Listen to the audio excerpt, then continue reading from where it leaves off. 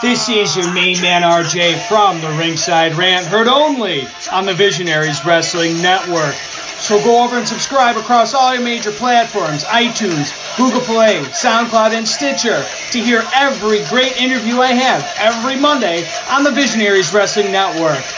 Go over and follow the show's page on Twitter @_Ringside Rant. Follow the network's page @BizWrestleNet. And, as always, embrace the vision.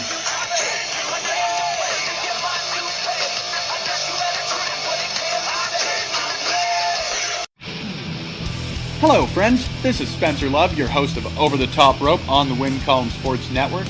Don't forget you can head to wincolumnsports.ca for all of your previews, reviews, and breaking news from the world of wrestling, be it your major promotions or from the great province of Alberta, Canada.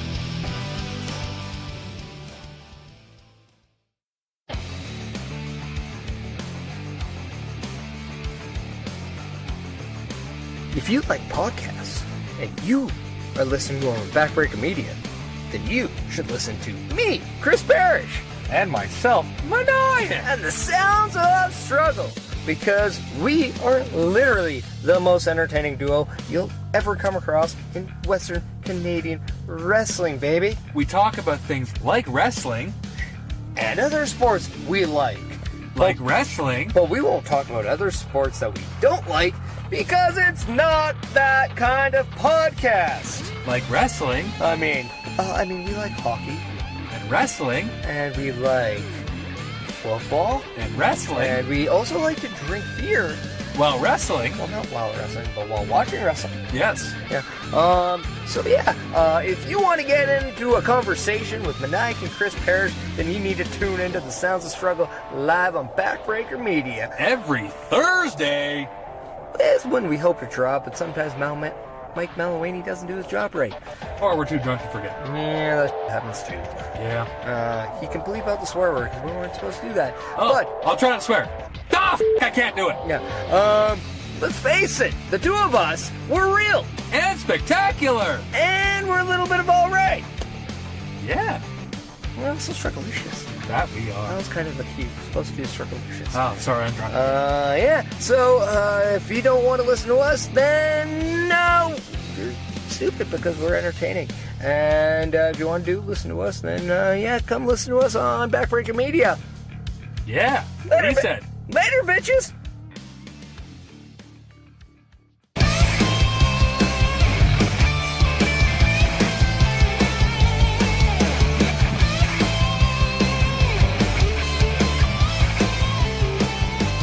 All right, folks, welcome to the St. Albert Community Hall in Quick Calls. It's not Fat Albert this time. No, we'll give it the St. Albert. We'll show a little respect once in a while, not too often. Yeah.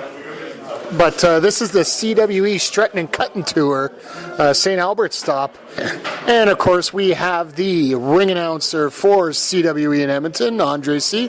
CWE in St. Albert. Yeah, that is me, Andre C. Happy to be here, my friend. And we have a new guest to the show, and as tradition here, we let them introduce themselves, because, frankly, when it comes to names, I'm horrible at them sometimes. That's right. Awesome. Well, my name is Alberto Referee Ben, and I referee for a couple different promotions around the province here. Always good to have another ref on the pod. You know, it's all. But we didn't have another ref on the show. Good old Ian Smalls. Anyway, He did a good job. He did do a good job this evening. I got to give him credit. That's a lot of matches to do. Yeah, that's a tough night. 6 matches. Yeah, it was. Well, 5.5. No, 6.5. 5.5. 5.5. Okay, fine.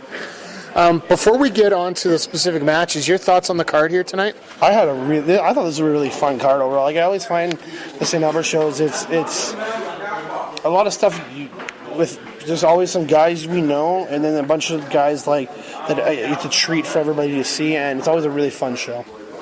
Yeah, I enjoyed it a lot. I know a couple of the familiar guys from the Edmonton area, so seeing some of the new guys who I don't actually know any of their names off by heart. I didn't catch them, but the new guys that I'm seeing around, they were really quite athletic and really quite talented. I was really happy to see what they did. Absolutely. Normally, I'm the guy that actually starts up all these matches here, but since, we have a ring announcer here, maybe it would be somewhat useful for him to do the job here. So go ahead, kind sir. All right, ladies and gentlemen, your first match of the evening is a singles contest scheduled for one fall. All right, get past the semantics. Okay. It is Naomi Yoshimura taking on the Canadian Hercules Tyler Colton. Now, we could talk about this match, but there ain't much to talk about in this match because it only lasted about 4 minutes here. But it was a very good 4 minutes. Yeah. Totally. Two strong guys coming out. This new guy, sorry, I didn't catch his name. Naomi Yoshimura. Yoshimura. Hopefully I'm pronouncing that right. Sorry. But I found that these two guys were big and they were strong and they were working both a very positive crowd reaction powerhouse style, which was really quite impressive. I was looking forward to this big bull contest here, but unfortunately, Mr. Thaddeus Archer III, once again, with his prototypes, Jacob Creed and Big Jess Youngblood come out, demanding to be part of this card. Tyler Colton comes around and says, no, we're in the middle of a match. Big Jess was supposed to be on this show. His opponent never showed up. And Jacob Creed just wasn't booked. It was crazy. Yeah, it's actually pretty nuts in that case, but still, Tyler Colton said absolutely not. No, I'm not going to have a match. All of a sudden, you had Creed and Youngblood go to the back. It looks like the match is going to resume. And then they race back out and sabotage the two guys in the match. Exactly. Basically creating a no contest. Yes, and then you have Andre come into the ring here to explain that this is now going to be a tag team match between the two guys. Yeah, they said they wanted it, so referee Ian Small said, what the hell, why not?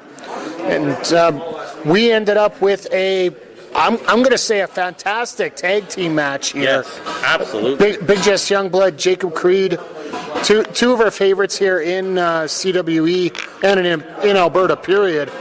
Andre, your thoughts on the tag match? Oh, I loved it. Big Jess, the best parts was Big Jess getting chopped by Yoshimura. Yes! He did one chop with Tyler Colton in their singles match, but he didn't even hit it close to as hard as he cracked Big Jess. This is some inside wrestling. I was in the locker room, and you look at Big Jess's chest, it looks brutal. Yeah, you could see him walking away, leaving the match, just holding his chest. Impressive chops, man. Simply put, if you guys want to know how those chops sounded, take a belt, put it in half, and just smack it back and forth. Smack it in your hands for about 5-10 of snap, snap, snap, snap, snap. And he's machine gunning them out, and I'm just like, ah! No, that was a very impressive match. The one thing I do got to give credit to is how funny some of these guys are. Like Big Jess, man, like incredible talent. Just killer. I've seen him work a couple times now. So funny, but also just like so honest in the ring, and it was really nice to see that. And in the end, unfortunately, Yoshimura got hit with a spear by Big Jess, two spears, and that knocked him out, giving the 1-2-3 to the team of Creed and Youngblood. Yep. So, I unfortunately have Thaddeus is now 1-0 on the night. Well, he stuck his nose exactly where it shouldn't have been, so I think he got a little bit of karma later on, personally. Totally. But, Andre, I have to step aside for one quick second here, so you take over the next match. All right, then. We go on to the third match of the evening, and it is a junior heavyweight showcase match between the Morningstar Mercenary Knight, former MPW wrestler, yes. As you know, and DDT Pro Wrestling star Rekka. Now, if you're familiar with Rekka, which I am, he is a Taiwanese wrestler who actually works in Japan for DDT, and dang, this dude is good. I'm not really familiar with the worker himself, but I would say that the tights a little loose, man. Just throwing it out there. That's what everybody was saying. Literally, the sides of his tights were wide open. I was scared. I was going to see, like the people's package. So I hope he was wearing something under there. But Knight is this guy. Knight is always a highlight on any card he works. I find his in-ring ability is some of the best around. Like he flies everywhere. He's brutal with his shots. I thought these two back and forth together was so good, and you saw that strong style from Rekka in this, like where his strikes were hard, not quite as Yoshimura because he weighs a good 80 pounds less. Totally, but very athletic too. This whole match, man, it was just, the strikes were incredible. It seemed the timing was just so good with exactly knowing to know what move to go to next. Just brilliant stuff. Mike, your thoughts on the Junior Heavyweight Showcase match? Oh, that match there, like Knight, it was a little different ring gear for him tonight. He went away from the tights and into the shorts here for this match. Still a little different look. Talk about ring gear, his opponent. Oh, his ring gear was pretty well. Never. Yeah, never mind. It was interesting. That's the best way to put it. Yeah. But you know what? Take all the aesthetics aside. This was a hell of a junior showcase match, proving that CWE does bring in some of the best talent throughout the world. Yep. And creates hell of a great contest. Well said, Mike. Yeah, and Rekka picking up the victory in this match over Knight, which isn't an easy thing to do. Knight is known to win, like, every time we see him. And Rekka getting the victory. I thought, great match. These two are phenomenal together. Oh, I can't wait for this one. So, we're going on to our fourth match of the evening, and it is a singles match with a special guest outside referee who is Brutus the Barber Beefcake, and this match is Justin Locke, who's from Newfoundland, accompanied by Mr. Thaddeus Archer III, or as I heard him called earlier, Mr. Third, taking on everybody's favorite Barricade. Your thoughts? Wow, Barricade. I was actually I was loving it. I was loving the show, man. He brings on such an energy when he comes to that curtain. Every single person in this audience knows they are in for a treat, and Barricade is absolutely that. Every time I see him, every time I hear about him, that's what we got. You know, it was fairly close, very tight. Kept it really short. Well, the key thing is to have something like this short. You know, got to keep it within a hair of, you know, being too scary of a match here. He just went around 8 minutes. Well, yeah, absolutely. Thaddeus Charge came in a whisker of winning here. It was a really close shave. Folks, you know what I'm getting at here. You have Barricade win with that front slam. World's Strongest Slam. World's Strongest Slam from the world's biggest Barricade. But after the match. So good. So after the match, Jacob Creed and Jesse Youngblood decide to come in the ring. Near the end of the match, yeah. Near the end of the match, come in and attack Barricade because the referee was knocked down during a splash spot. And our DDT Pro guys, Yoshimura and it was Yoshimura and Tyler Colton that came out. Yoshimura and Tyler Colton. They came out to make the save for Barricade, and Barricade ended up winning with the World's Strongest Slam. And then Thaddeus Archer's getting really, really angry on the outside. So he steps on the apron telling his guys to get back in the ring. And all of a sudden, Tyler and Yoshimura just grab Thaddeus. They pull him in, and Brutus Barber Beefcake gets in the ring, has his shears, and he literally cuts a piece of Thaddeus' hair right off. I'm a little disappointed he only got a piece of the hair. I wanted to see him get completely knocked out and shaved bald. Like, seriously. Yeah. All good general managers are bald right now. Let's just face it. Would you not? And ring announcers, too. Well, that, too. But, you know, it's hairly apparent here that Thaddeus couldn't stand up to this, and technically everybody's hair got on the end when Brutus came out. I could throw a million hair puns here, folks, but in all seriousness, Brutus looks in great shape, and he had a hell of a time with the fans here. Great time. Everybody enjoyed it. Yep. And this match here, you know what? He's got everybody's shirt too. Oh yeah, if you're on the tour here, folks, pick up his shirt. It's definitely worth it. So then we go to intermission. Yeah, intermission. I sold a lot of 50-50 tickets. Attaboy. But you didn't sell me the winning one. You didn't ask me to. Did I have to ask you to? Yeah. Oh, damn. Like I asked you for the winning tickets. I gave him the winning tickets. All right, fine. All right. Anyway, after intermission, we were in for an absolute treat. So we were into an international tag team showcase, and it was Robin Lakemi. It's hard to say. It's Belgian. It's a Belgian name. Yeah, the Belgian brawler and his partner Shijihiro Irie, as he said it to me, taking on the CWE heavyweight champion Hotshot Danny Duggan and, as I was told to say, Canadian wrestling legend El Lobo Andy Anderson. Right now, I'd like to give a quick shout out to the person that retired Mr. Andy Anderson before, Big Bad Boris, but that's a different story for a different day. I was retired somewhere else. Yes, but I just like seeing You don't Andy. know what retirement in wrestling mean. Regardless, I love seeing Andy lose, but you know what? It was weird. Right off the bat, you had the crowd, didn't know what to make of Anderson. And eventually he was getting cheered by this crowd. And, well, he was teaming up with Danny Duggan. This is one of those weird matches where you had three faces and one heel. Yeah, because Irie was teaming up with Robin, and Robin, it was a clear heel. But Shinji Hiro, he's definitely not. Well, beginning of the match, you basically had a handshake spot for the first couple minutes where everybody was trying to shake everybody's hand except Robin wanted no part of it. Wouldn't shake every single person in the room, even shook my hand, wouldn't shake his. Yeah, I went out and shook down. Well, Andy came out and shook his. And that's like the mega powers combining. I didn't think I'd ever see that. No, absolutely. That's history right there for PWA. I know for sure. A fantastic match. You would have to say here that in the end you had Andy Anderson hit that. Basically, the Angel's Wings. Yep. I think it's the easiest way to explain it. I can't remember what Andy calls it, except effective. I'm not sure because that's what it was. It was effective. Absolutely. Your thoughts overall on this match? The match itself was really good. I really enjoyed it.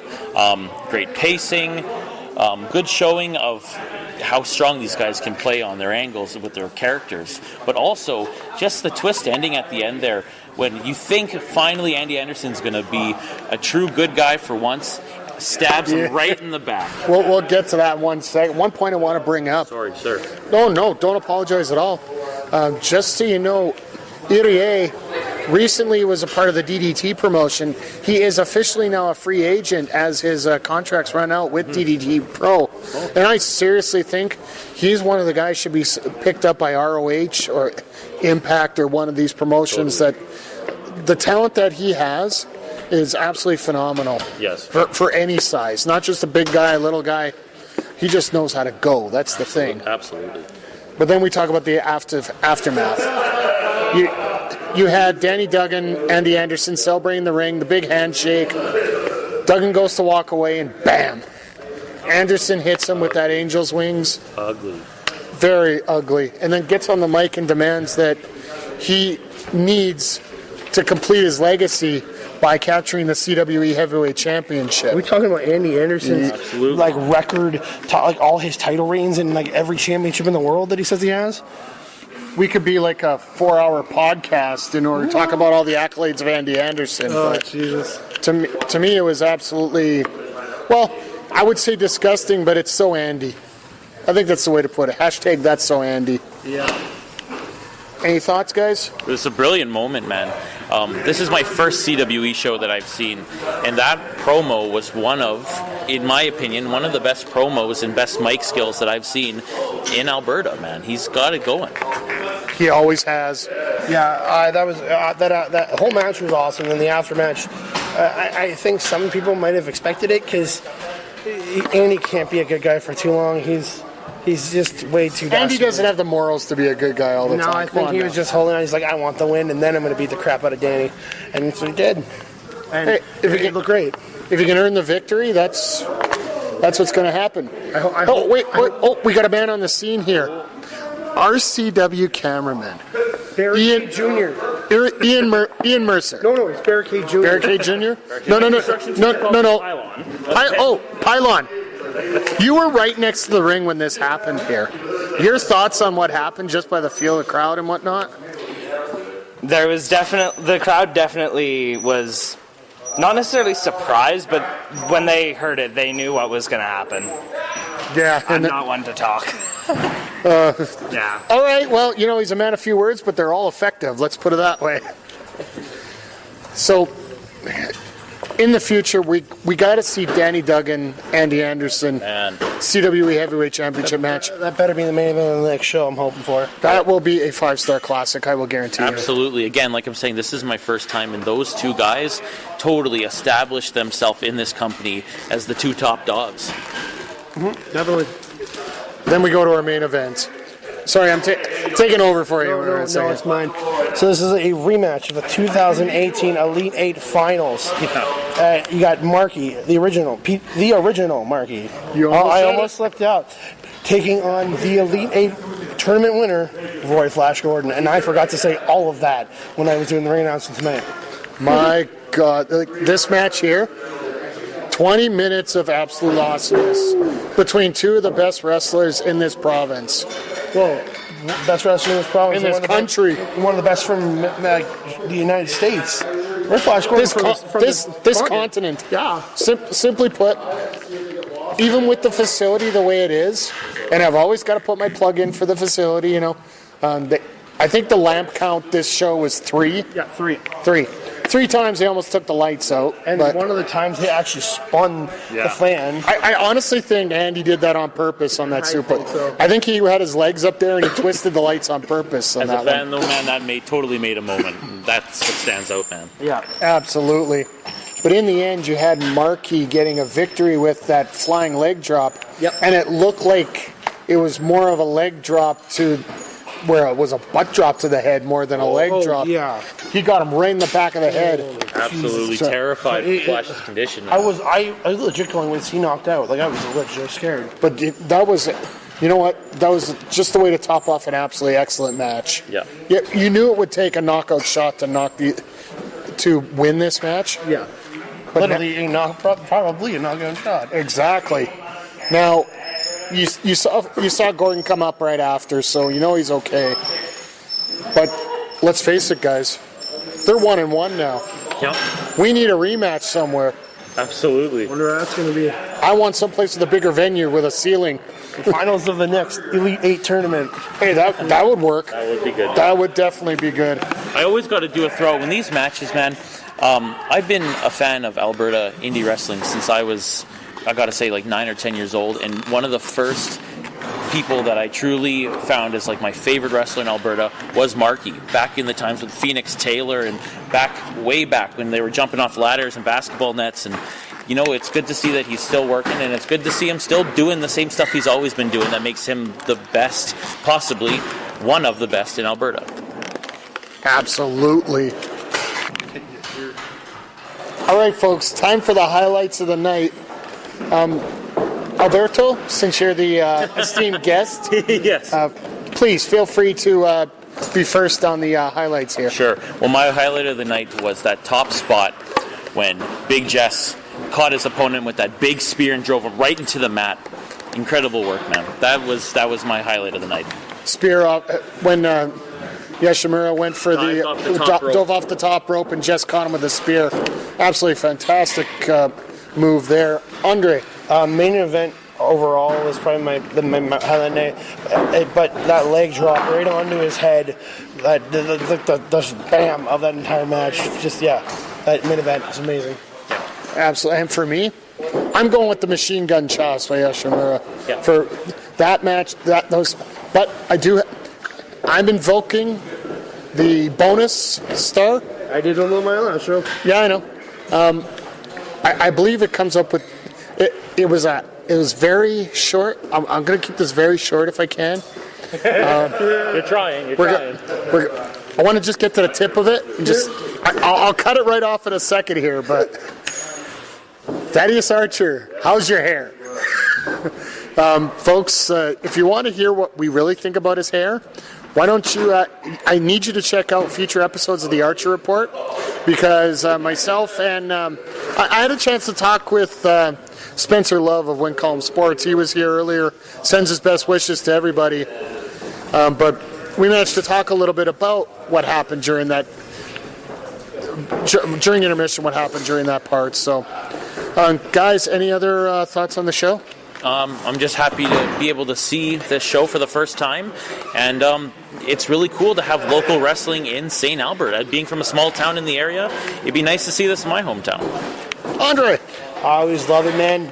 The show's like 12 minutes from my doorstep, so it's always my easiest show for me to get to. But man, I love coming to this company. I love working for this company. Even if I wasn't working for them, I'd be here paying the that front row. You can catch me on Twitter at That Canada Guy, on Instagram at That Canada Dude. Please check out the newest episode of Total Nonstop Anarchy. Just came out today, actually, featuring myself, the rest of man, Brian Hamilton, and the debut of the big guy Delmer on a podcast. And we talked WWE All-Stars pay-per-view number 3. And please check that out. I'll be back in 2 weeks again with my next episode. Just a little information for you guys about the CWE tour. This is, I believe, day 9 or 10 out of 31 stop tour. 32. Something like 32? We just got the flash of 32 here, but absolutely phenomenal tour here. They're going to be in Grand Prairie Halloween night, and then November 1st, they're going to be in Springbrook, and that's where we're going to be having our next coverage, because I'm making the trip up. As we're going to see, yes, as Alberto is describing here. You got AJ Sanchez, one of the guys that I consider one of Canada's best, taking Fat Albert, taking on the Cheetah Bear Jude Dawkins. Man, that is going to be such a match. You're also going to see Alberta locals, the headline Sean Martins, as well as one of the newest women, or two of the newest women to Alberta wrestling, Cherry Doll and Allie Zwicker, also on that card as well. But folks, this is show number 3 of 5. What we're covering in 8 days here. This has been a little bit insane. And also, I'll be putting out a UFC post show from on Saturday after the UFC 230 card on top of it all. Well, let's just say we got a lot of coverage going on here, folks. And don't forget, next Tuesday, I'm going to have my next entry in ProWrestlingPost.com. Read it. He's awesome. Well, I've written one so far, but there's a couple requests I've had for a couple stories that they want out of me, and I got one of them. That'll be later on, sir. I'm going to be talking about the Alberta pipeline and just showing you talent like this that were here tonight, and as simple as like Jordan Grace was here 2 tours ago, and now she just signed with Impact Wrestling. I'm going to show you some examples of some other Alberta-grown talent that have moved on to, I don't want to say better things, but bigger things. So that's going to wrap it up here from the St. Albert Community Hall in Edmonton. St. Albert Community Hall in Edmonton. That sounded great. Hulk Hogan Silverdome. From the St. Albert Community Hall in St. Albert, Alberta. Just remember, folks, if you're going to make a good call, make a quick call. And this has been Quick Calls, covering Canadian Wrestling Elite Struttin and Cuttin Tour 2018. St. Albert stop here on Backbreaker Media. Woo!